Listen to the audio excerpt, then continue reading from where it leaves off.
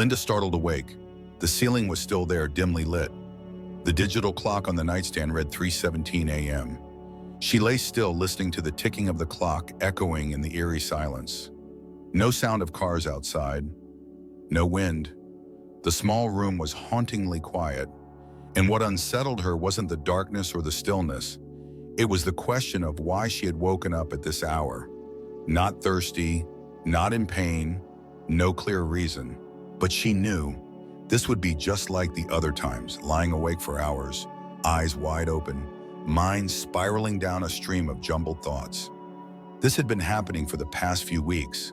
Linda was never one to suffer from insomnia. In her younger days, she used to proudly say she slept like a baby. But after turning 65, everything seemed to change. She started waking up at the same time, around 3 to 4 a.m. And what was strange was that nothing specific triggered it. Yet her sleep was interrupted, as if some silent signal from within her body quietly called her to wake. When she told her daughter about it, the girl just laughed and said, "Mom, drink less water before bed." But Linda knew this wasn't just about the bladder or fluids. Something deeper was at play. Have you ever been in the same situation as Linda? When you open your eyes at 3 a.m., and for a fleeting moment, you feel lost in your own room? That feeling isn't fear, it's emptiness. A quiet space your mind suddenly gets pulled into. You look up at the ceiling, you close your eyes, open them again. Then look at the clock, then close your eyes once more. But sleep has vanished somewhere you can't find. Science has shown that waking between 3 and 5 a.m. isn't just a random occurrence. It's a natural response of the body when the sympathetic nervous system becomes active. When cortisol, the hormone associated with stress, begins to rise to prepare the body to wake up for a new day, if you're under chronic stress or have unresolved worries, this hormone surge can come earlier than usual. And what's more striking is this: people going through emotional transitions like retirement, loss, divorce, or living alone are more likely to wake during this window. It's not an illness, it's the body whispering, a gentle message that says there's something you need to pay attention to. Linda used to fear this hour. She used to feel like a failure for not being able to go back to sleep. She used to worry about memory loss, depression, or some underlying disease. But after learning the truth that waking at 3 a.m. could be her body's way of saying, "Look inward. Are you neglecting any emotions?" She began to shift her perspective. Instead of panicking, she learned to gently sit up. She accepted the awakening as part of herself, like a friend knocking on her door in the night, not to disturb, but just to talk. Since that night, every time she woke up, Linda no longer curled under the blanket, tense and annoyed. She placed her hand on her heart, breathed in deeply, and exhaled slowly. She didn't try to force sleep. She simply listened to her body, and sometimes just that was enough for sleep to return naturally, as if it had never left. If you're experiencing the same, if 3 a.m. has become a nightmare you can't escape, try this. Don't see it as a broken sleep. See it as a conversation with yourself, a conversation without words. All it needs is your presence. If you've ever woken up in the middle of the night feeling helpless and adrift, leave a number 1 in the comments to let me know you are here and that you are not alone. Together, we're learning to listen to our bodies.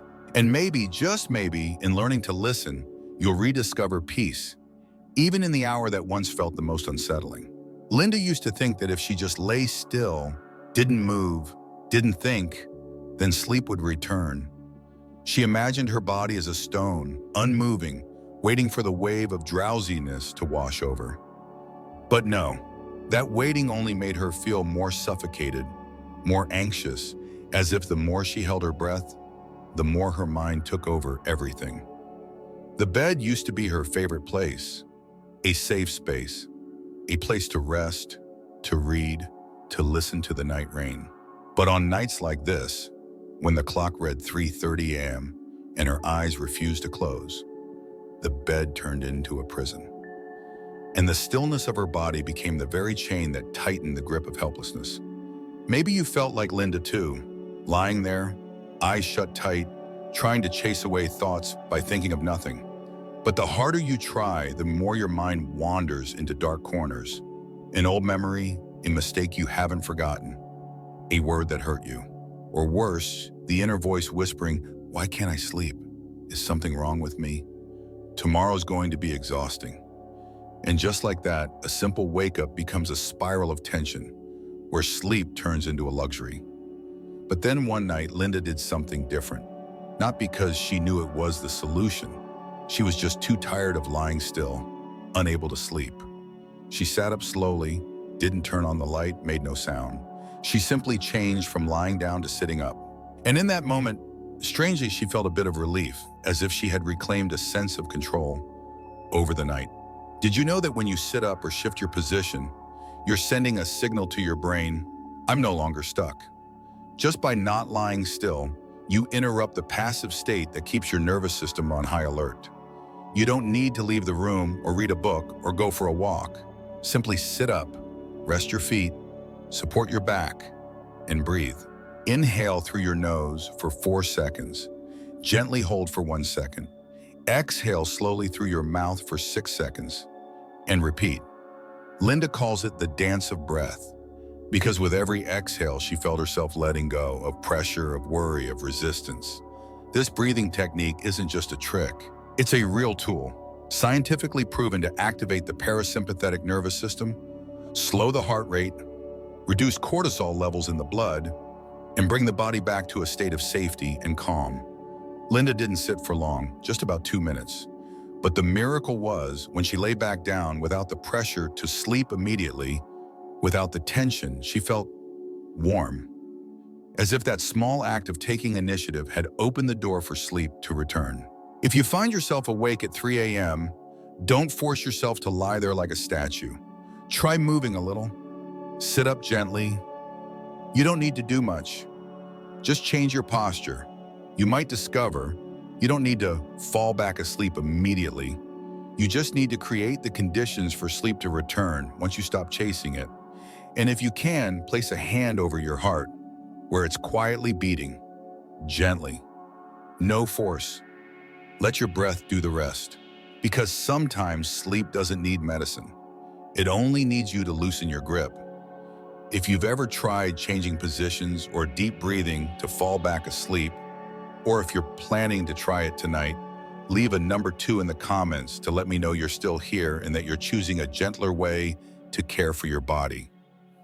Because small changes can lead to big transformations if we're patient and kind enough. Helen woke up and almost instinctively reached for the glass of water by her bedside. She took a sip, cold, clear, refreshing, and thought it would bring some relief, but it didn't. Just minutes later, she found herself more alert than ever, her eyes wide open, her heart beating faster, and the drowsiness that once lingered had completely vanished. She tossed and turned, feeling a surge of energy at the wrong time. A single sip of cold water, seemingly harmless, ended up costing her the rest of her sleep. Have you ever woken up in the middle of the night with your throat parched, your mouth feeling like it's stuffed with cotton? You think simply, your body needs water.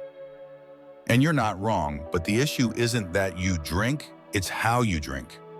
After 60, the body loses its ability to maintain water balance as effectively as it once did. The sense of thirst also weakens. So when you do feel thirsty, you may have already been silently dehydrated for hours. At night, your body temperature drops, circulation slows, but your liver, kidneys, and lungs are still at work. So even without movement, your body continues to lose water through breathing, temperature regulation, and even mild sweating. If you've ever woken up feeling thirsty or restless, with slight muscle twitches, cold hands and feet, or an irregular heartbeat, it could be a sign of dehydration paired with minor electrolyte imbalance. But the real issue is this: if you respond the wrong way, you might make the insomnia worse.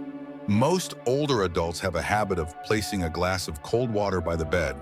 It's a long-standing habit, sometimes going back to middle age. But after 60, cold water is no longer a friendly companion. When you introduce cold water into your body during the night, especially just after waking, You unintentionally stimulate the sympathetic nervous system, making your heart race, your blood vessels constrict, and your brain wake up rather than calm down. That's why the simple but important advice is drink warm water or water at room temperature in small sips. Don't gulp it down. Imagine you're soothing yourself gently, slowly, as tenderly as a midnight hug. Helen changed that habit. She began preparing a thermos of warm water, adding a few drops of fresh lemon and a pinch of sea salt, not as a cure, but as a natural electrolyte replenisher. Since adopting this routine, she no longer felt her heart racing after drinking water at night. Instead, she felt a softness within, and miraculously, sleep would return within minutes without tossing or turning.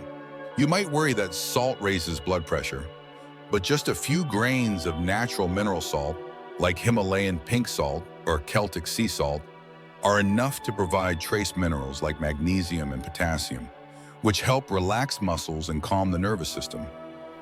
If you don't like salt, even a thin slice of lemon is enough to make a difference. What matters here isn't the ingredients, it's the awareness of self-care in a moment that often feels meaningless. The middle of the night, when the world is quiet and it's just you facing yourself. Drinking water at night can become a small ritual, an act of love, not rushed, not forced, just listening to your body and responding with kindness. If you've ever had trouble falling back asleep after drinking cold water at night, or if you're ready to try switching to warm water, comment number 3 to let me know you're still with me. Maybe, just maybe, a single glass of warm water in the dark is exactly what soothes a disrupted sleep. And in a world that's always in a hurry, you've chosen to return to your natural rhythm, gentle, quiet, and deeply healing. 4:12 a.m. Helen was awake again, not because she was thirsty, not because she was in pain, not because of any sound in the house. Her body remained still, but her mind was screaming in a wordless silence. Something was pulling her under from within, like a stream of cold water slowly soaking into her heart, and she didn't know what to call it. Just a heavy feeling, as if an invisible hand was pressing against her chest, making it impossible to take a deep breath. On nights like that, Helen used to think, something's wrong with me. Why do I wake up feeling so sad when nothing has happened? She didn't know that the body and emotions of an older person, especially a woman, are silently but deeply connected. And often, waking up in the middle of the night isn't about the body. It's the soul asking to be heard. When we're young, there's too much to do during the day. Work, children, friends, duties, responsibilities. And in the busyness of it all, emotions are often shoved into a small drawer, tightly closed. We tell ourselves, it's nothing, or I'll deal with it later. But those feelings don't disappear. They just sleep.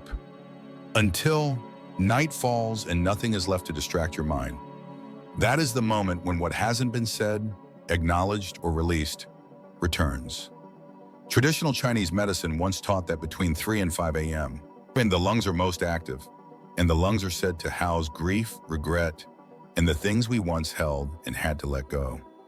You may not believe in Eastern philosophy, but if you've ever woken up in the middle of the night with an anxious mind or an empty heart for no apparent reason, you've likely felt the truth. Night is when emotions come to you, not to disturb, but to be heard. Helen began learning to sit up gently, lean against her pillow, take a blank sheet of paper, and write. Not stories, not a journal, just whatever was in her mind. Some nights she wrote a single line, I miss my mother. Some nights only 3 words, I feel sad. Some nights a childlike sentence, I wish someone would ask how I'm doing. And she realized no one needed to answer. Simply saying it, through ink, through hand, through heart, was enough. Writing down your emotions doesn't solve the problem right away, but it releases the energy trapped in your mind. When you allow yourself to feel sorrow, worry, longing, not to complain, but to acknowledge, you begin to heal from within. If you're not used to writing, you can simply whisper to yourself, I'm feeling, and fill in the blank. No one else needs to hear. Only you need to hear yourself. Helen shared that since she started this writing ritual, whenever she woke up without knowing why, she no longer feared sleepless nights. She called it a time to talk to myself, and slowly those conversations no longer lasted for hours. They softened, quieted, and she fell back asleep as if gently comforted. You see, sleeplessness isn't always your body's fault. Sometimes it's a beautiful sign that you still have feelings, still have something inside you that wants to be lived honestly. And instead of obsessing over the ideal sleep, you can choose to fully live what's happening, even in the darkness. If you've ever woken up and felt a vague sadness, and if you're ready to pick up a pen and write a few words to yourself, comment number 4 to let me know you're listening to your inner voice. Because those who are brave enough to acknowledge their emotions are the ones truly stepping into the most beautiful chapter of maturity, in silence, in understanding, and in love for themselves. 5:03 a.m. Helen was still awake, but this time she wasn't frustrated or worried. She sat up against the headboard, a light blanket wrapped gently around her shoulders, a soft amber lamp glowing beside her. In her hands was a cup of warm water. No lemon, no salt, just pure warmth. That water felt like her state of being, gentle, calm, unhurried. In the lingering dark of night, Helen listened to the ticking clock, the faint breeze brushing the curtains, and the sound of her own breath, steady and full. No more urgency to fall back asleep. No more anxious thoughts about needing rest for the next day. She was learning how to simply be present, right in the moment of being awake. Sometimes sleepless nights are not interruptions. They're invitations to slow down. Not to go anywhere, not to do anything, not to prove or perform, but just to sit and feel. Feel her body still alive, her heart still beating. Feel that no matter what tomorrow brings, this moment is hers. No demands, no judgments, just herself, in a quiet part of her soul rising to speak. Helen knew she would eventually sleep again. Maybe in a few more minutes, maybe after setting the cup down, pulling the blanket up, and gently closing her eyes. But if not, that was okay too. She no longer saw sleep as the goal. She saw peace as the destination. And strangely, once she stopped forcing, stopped demanding, stopped blaming, her body began to find its own rhythm again. Are you tired of sleepless nights? Maybe what you need isn't a fix to fall back asleep quickly, but rather a quiet companionship with yourself. A gentle reflection. How did I really feel today?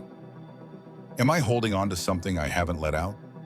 If you've ever tried this, sitting still, sipping warm water, listening inward, then you understand what Helen felt. A feeling beyond words, only known through a slowed breath and a heart softening after a long season of storms.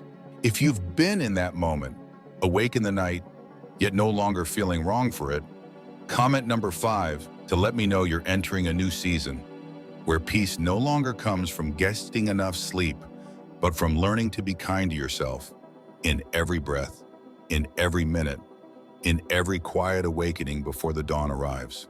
Helen remained still in that gentle darkness. The cup of warm water in her hand was now half empty. A light breeze slipped through the window, cool enough to remind her to pull the blanket a little higher over her shoulders. The space around her was quiet, but not silent. It held a kind of sound all its own. The ticking of the clock, the soft wind brushing against the curtain, and then another sound Helen gently played from the small device beside her bed. The sound of rain. Not real rain, but a recording of steady raindrops falling on a rooftop. Rhythmic, soothing, strangely warm. No melody, no lyrics, just the sound of nature, raw, honest, reaching into an emotional place words couldn't quite touch. Helen had once been skeptical. She thought she didn't need music, didn't need sound. But after many silent nights where her thoughts ran endlessly, she decided to try playing rain sounds. And something strange happened. The sound didn't put her to sleep right away. It made her feel calm. Have you ever felt that? When your mind is full of voices? I have to wake up early.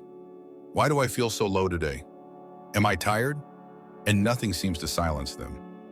You try counting sheep, you try deep breathing, but the more you try, the more alert your mind becomes. And then, a sound like rainfall or waves, or even soft rustling leaves, slips into your inner noise. Not to cover it, but to join it and soften it. That's the quiet power of pink noise, a natural, even, and softer sound compared to high-pitched white noise. Studies have shown it helps guide the brain toward alpha and theta waves, the states of deep relaxation and pre-sleep. Helen didn't need fancy gadgets. She simply downloaded a 30-minute rain sound from YouTube, saved it to her phone, and played it through a small speaker. The volume was low, boom, just enough for her to hear it without disturbing anyone. Over time, those sounds became a signal, like a silent hug from nature whenever her mind grew too loud. Not everyone likes rain sounds. Some prefer ocean waves, rustling leaves, or slow piano music. Some find comfort in a short sleep meditation, just 5 minutes, with a calm voice guiding each breath into stillness. Whatever the sound may be, what matters is not the sound itself, but how you use it as a companion, not a weapon against insomnia. Don't blast it loudly. Don't rush to find a deep sleep fast track. Choose a sound that feels comforting to you.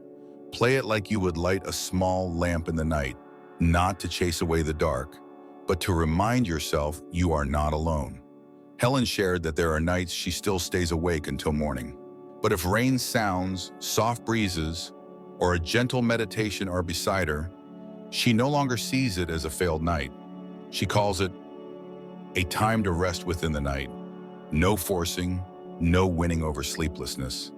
Just being present with the sounds and letting her body decide when it's ready to return to sleep. If you've ever tried listening to rain, waves, or soft music to ease into sleep again, comment number 6 to let me know you're not alone. Because sound, when heard with a quiet heart, doesn't just lull you to sleep. It soothes your worries back to peace. And from that place, true rest begins. No pressure, no chasing, just a journey back to yourself in every drop of rain, in every breath, in every gentle stillness of the night. Old age doesn't just bring wrinkles and shorter sleep, it also brings quiet hours, like the time between 3 a.m. and 5 a.m., when the body and soul whisper to each other in a language without words. And if we are awake enough, gentle enough to listen, then those nights that seem sleepless can become a doorway back to ourselves. Throughout this journey, you and I have traveled through 6 chapters, 6 gentle yet profound reminders. It is not about forcing sleep, but learning to be present, accepting wakefulness as a natural part of life. It is about soft movement instead of tense stillness. It is about drinking warm water the right way as an act of inner care. It is about writing down nameless sadness instead of swallowing unspoken emotions. It is about relaxing the body, listening to the subtle aches we've ignored for too long, and it is about letting sound heal, not by erasing worry, but by keeping it company. Can you see now? Sometimes sleep doesn't come because we try too hard to summon it. It returns only when we stop forcing ourselves. When we learn to be at peace while awake, to be gentle with ourselves, and to become our body's companion, even in the dark. Tonight, if you find yourself still awake, try just one small change. Maybe place a cup of warm water beside your bed, or download a soft rain sound. Maybe open a notebook and write something you have never dared to say. It doesn't have to be much, just one small conscious act. And if tomorrow morning you wake not only having slept better, but feeling a little lighter in your heart, then perhaps you have truly touched the deepest part of yourself. Leave a comment. How old are you? Where are you on this journey of midnight awakenings? And what part of this video made you want to try something new? And don't forget to share this video with other elders, those who also wake in the night and don't know what to do with it. Who knows, a story, a sound of rain, or just one sip of warm water might be the beginning of a gentler sleep. Thank you for staying with me until the end. Wishing you a peaceful night and a morning where your heart feels just a little more at ease.